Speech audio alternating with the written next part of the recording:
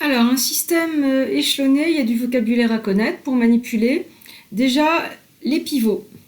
Alors, les pivots d'un système échelonné, c'est les premiers coefficients non nuls de chaque ligne du système.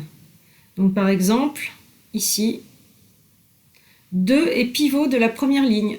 C'est le premier coefficient non nul de la ligne 1. Pour la deuxième ligne, c'est le nombre 1, le coefficient devant z, qui est le premier à être non nul et qui est pivot de la deuxième ligne. Pour la ligne 3, eh bien c'est moins 1, qui est pivot de la ligne 3. Et la dernière ligne, il n'y a que des zéros, il n'y a pas de pivot. Le rang R d'un système échelonné, c'est le nombre de lignes non nulles de la matrice du système. Donc la matrice du système, je vous rappelle que le second membre n'apparaît pas dedans. Donc la matrice du système, il faut simplement regarder les coefficients, on peut très bien les imaginer qui seraient là. Donc si je regarde mon système exemple ici, eh bien il y a seulement 3 lignes non nulles. La dernière ligne de la matrice, il n'y aurait que des zéros. Donc ici le rang c'est 3.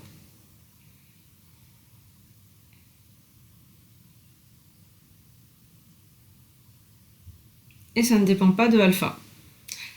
Les R inconnus associés entre guillemets au pivot seront appelés inconnus principal par défaut.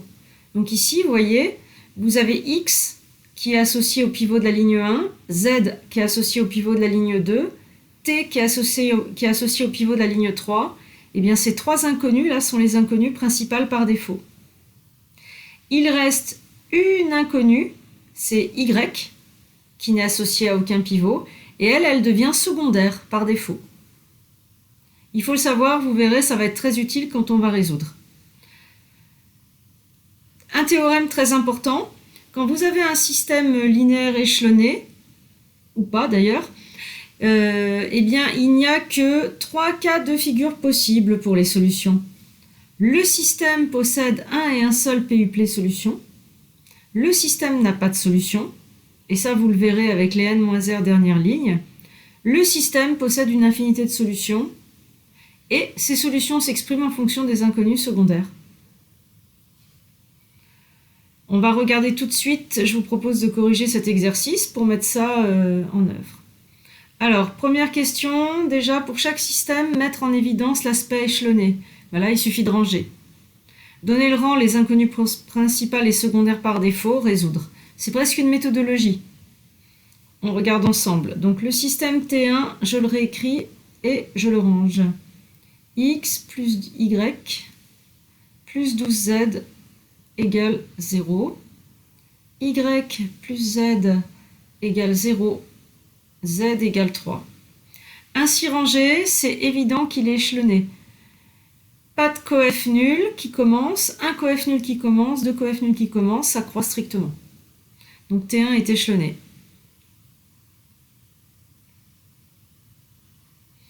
Le rang, les inconnus principales, eh bien la matrice du système, il n'y a aucune ligne nulle, on a un rang 3.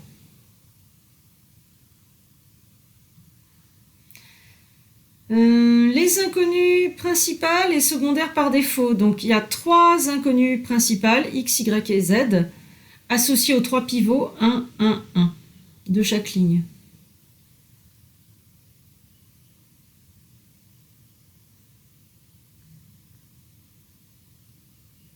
Sont inconnues principales. Pas d'inconnu secondaire.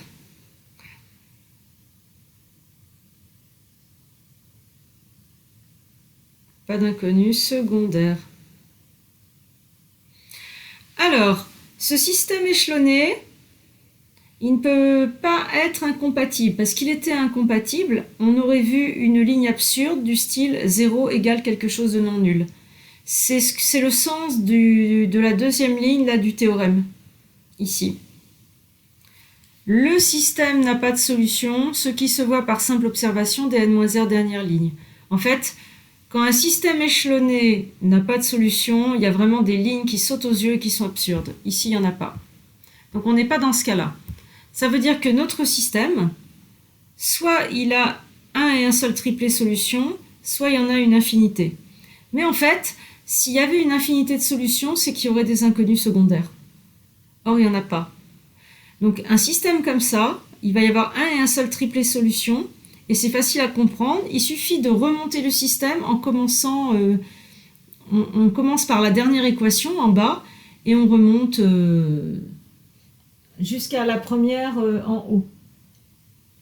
Donc on va parcourir nos équations de bas en haut. Donc on résout, pas d'inconnu secondaire, il y a visiblement, ce que je veux vous faire comprendre, c'est qu'avant même de calculer, il y a visiblement une et une seule solution. On sait à quel type appartient le système, comment vont être les solutions. Un seul triplet, solution. Et donc pour le calculer, on va parcourir les équations de bas en haut. Z égale 3.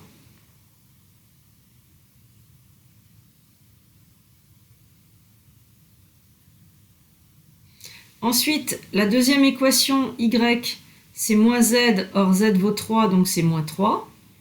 Et puis, la première équation, x, c'est moins y, moins 12z. Donc, moins y, moins 3, 3. Moins 12z, moins 36. 3 moins 36, moins 33. Et donc, l'ensemble des solutions, c'est le triplet moins 33, moins 3, 3.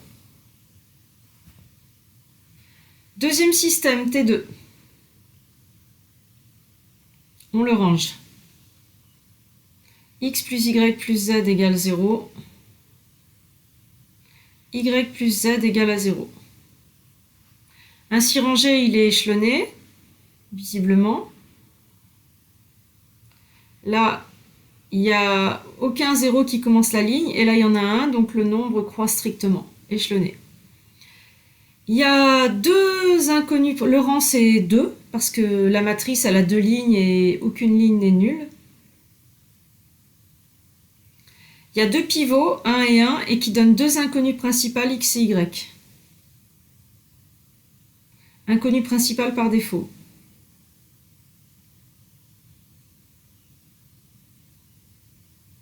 Et il reste une inconnue secondaire par défaut, c'est z.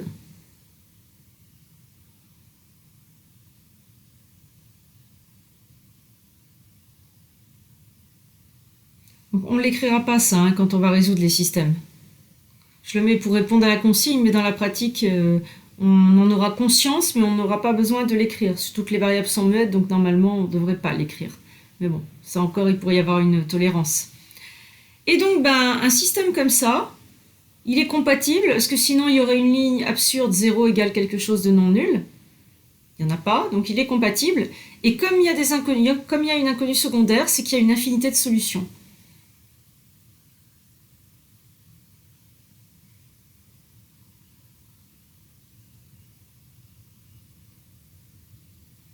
Et le théorème dit, cette infinité de solutions, on peut l'écrire avec les inconnus secondaires. Donc ça va s'écrire en paramétré.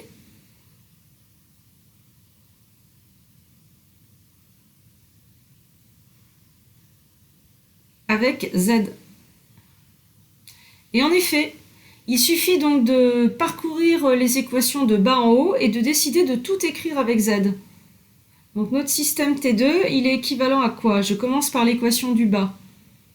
Eh bien, je formule la principale avec la secondaire. Donc la principale de la ligne 2, c'est y par défaut, je la formule avec sa secondaire moins z. La principale de la ligne 1, je la formule avec la secondaire z. Donc j'écris d'abord que c'est moins y moins z, mais comme y vaut moins z, ça fait moins z, ça fait 0. Et donc je récupère un ensemble de solutions constitué des x, y, z, où x vaut 0, y vaut moins z, et z, eh bien, c'est z. Et il parcourt R. Et donc je viens de trouver un ensemble de solutions infinies, décrit par l'inconnu secondaire z par défaut que j'avais choisi. Et je reconnais, si je devais le dessiner, une droite vectorielle de R3, la droite dirigée par le vecteur 0, moins 1, 1. Je viens de résoudre mon système linéaire échelonné et de mettre en évidence qu'il y avait une infinité de solutions. Dernier système, T3, je l'écris, je le range. X plus 2y plus 3z moins 4t égale à 0. 4z moins 5t égale à 0. Ainsi rangé, on voit bien qu'il est échelonné. Ici, aucun coefficient nul ne commence la ligne, et là, il y en a 2. Il y a le rang, c'est 2. Parce que si j'écris la matrice des coefficients, elle a 2 lignes non nulles. Les inconnues principales, eh bien, il y a celle de la première ligne x associée au pivot 1 et il y a celle de la deuxième ligne z. Donc x et z, inconnues principales par défaut. Et il me reste donc 2 inconnus qui ne sont pas associés au pivot, qui vont être secondaires par défaut, et qui sont y et t.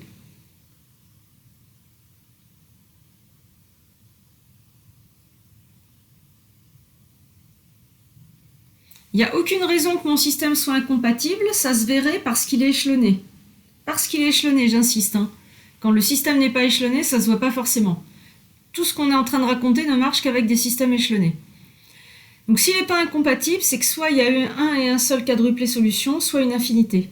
Mais comme il y a des inconnus secondaires, c'est qu'il y en a une infinité. Donc T3 possède un ensemble de solutions infinies.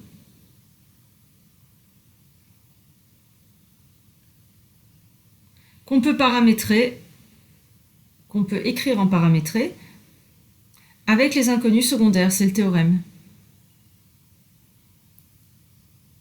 Et donc pour le faire, je reprends mes équations de bas en haut, je les parcours. Donc l'équation du bas, et j'écris chaque principale de l'équation avec les secondaires. Donc la principale de la ligne 2, c'est z.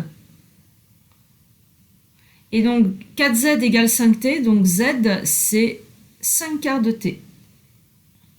Je viens bien décrire l'inconnu principal z avec une des secondaires t. Ensuite je prends ma première équation, je repère la principale c'est x, et je vais l'écrire avec des secondaires. Donc c'est moins 2y, et y est secondaire, donc je la garde. Moins 3z, mais z je viens de le formuler avec une secondaire, donc je remplace. Et puis plus 4t. Évidemment, je range tout ça. Donc ici, j'ai du moins 15 quarts plus 16 quarts de t, plus 1 quart de t. Et donc l'ensemble des solutions, c'est bien déquadruplé, paramétré par les inconnus secondaires.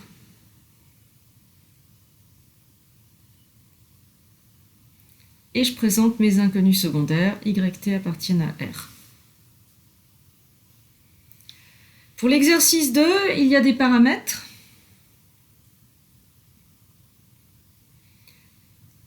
Je range mon système S, 3x plus 2y plus 3z plus 2t égale 5 alpha, 3y moins z moins t égale 1, 2z plus 8t égale 4, 0 égale 1 moins alpha.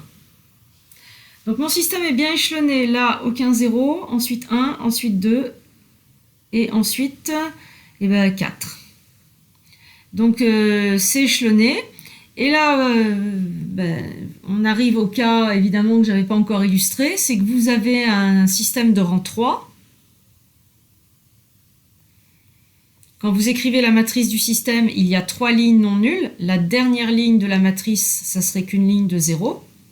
Et donc, quand vous regardez la dernière ligne, vous voyez 0 égale 1 moins alpha. Et comme alpha, il a été déclaré parlant non affecté, vous ne savez pas si c'est vérifié. Ça dépend de alpha. Donc, en fait, si alpha différent de 1, L4 n'est pas vérifié, la ligne 4 du système, et donc S est incompatible.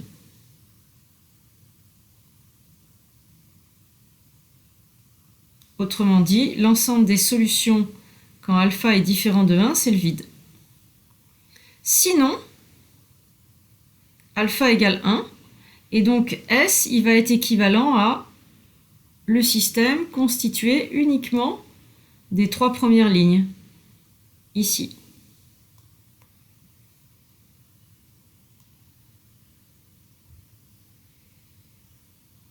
Hop.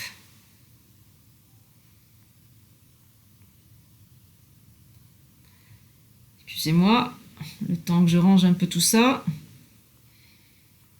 J'aurais peut-être mieux fait de le recopier en fait. Voilà. Ça serait mieux. J'ai pas pris assez de marge. Je reprends.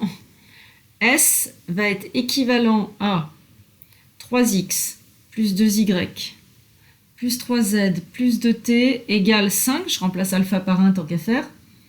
3y moins z moins t égale 1. 2z plus 8t égale 4. 2z plus 8t égale 4, je vais le réduire, ce sera fait. Ça fait z plus 4t égale 2. Et donc, j'ai mon système échelonné à présent. Et visiblement, il y a 3 principales, x, y, z et t secondaires. Donc, il y a une infinité de solutions.